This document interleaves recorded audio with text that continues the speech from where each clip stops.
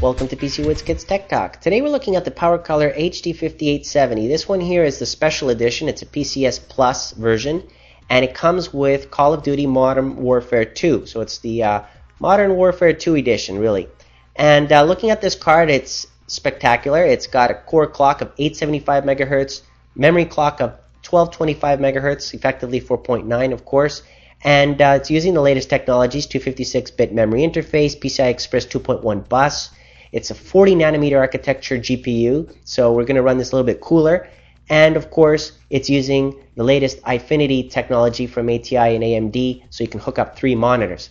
Looking at this card, it rocks. Look at the size of it. It is a little bit bigger than the usual cards, okay? Bigger than the 5850, of course. And as you can see here, it's got a nice fan in the center, okay? So this is custom cooling. And of course, you've got the heat pipes on the top, okay, to keep this extra cool. Because as you would expect from a premium card like this, you're going to have a little bit of heat, right? So you need to have that extra cooling. Now look at these caps. Pretty interesting that they included these caps for the dust. So 2 DVIs, 1 HDMI, and the display out. As you can see here, there's the HDMI plug. And also on the top, where you have Crossfire, it has this cap too. So very nice. And like I said, look at the huge heat pipes on the top. Those copper heat pipes, very nice. And the outside, of course, is plastic here, but you can get a good look at how the card looks all around with the red PCB board and the 2 6-pin power connectors right there. Okay, so you're going to need 2. Just remember that.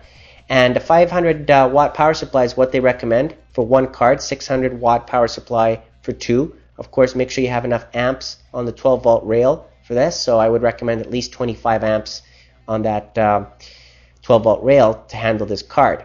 Okay, so taking a closer look now at the rest of the card, we're going to install this in my Dragon test system, my AMD test system that you can see here. And we're going to run it first at default settings, okay? But we're going to max it out. So we're not going to run things on 0 AA and have like crazy results without forcing the card to work hard. So definitely we're going to run this card and see what we can do with it. 40 nanometer architecture and GPU-Z. Here are all the stats as you can see.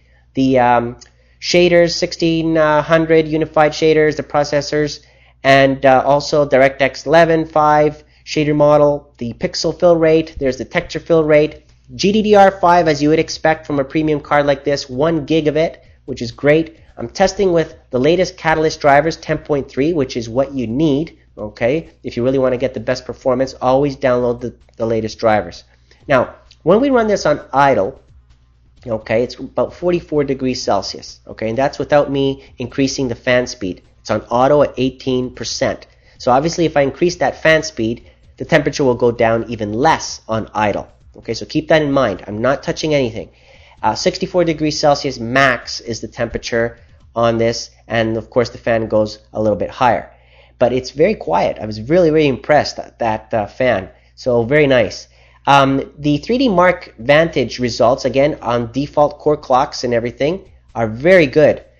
It basically beat almost every card I've ever tested. Okay, so here is a whole bunch of different cards and the GPU scores so that you can see how well this stacks up against all kinds of variations in clock speeds. Okay, so keep that in mind when you're shopping around and you want the best. Well, this is basically it for a 1 GPU card. And here are some game benchmarks. So you can take a look and see here how well it's doing on a DirectX 11 game, such as Dirt 2. Okay, everything always maxed out, of course, like I said. I don't run things on low to try to get the best frames per second. I always force and max everything out so that you can see how well this card would run. Okay, so that's the difference between my benchmarks and other people's who, for example, will not put on the anti-aliasing. They'll just turn everything off and have it to 0. Okay, no, I will always have it on maxed and enthusiast levels. So on Crysis, for example, maxed out fully everything. Here are the results for Crysis Warhead on these 2 different resolutions. So very good results there. And also on overclocking, you'll get about 5 to 15 frames per second extra by overclocking this card, depending on the game, of course. But again, temperatures did not go up, and I did not have to increase any voltage in order to get better results. So terrific results there. You can see here the 3D Mark Vantage scores compared to my previous scores at default core and memory values. So terrific card from PowerColor. Definitely recommend this if you're looking for the best of the best single GPUs, of course, that are out on the market right now. And of course, the best thing about it, not just the drivers and the Crossfire bridge connector, which you would expect in case you want to install two of these guys, but you got the DVI to VGA out connector and the Call of Duty Modern Warfare 2. Okay, so that comes with it, and you get the key, of course, so you can just go ahead and download it from Steam and then peel off the sticker there and put in your product key. So terrific little bundle there from PowerColor. Definitely recommend it. Great product.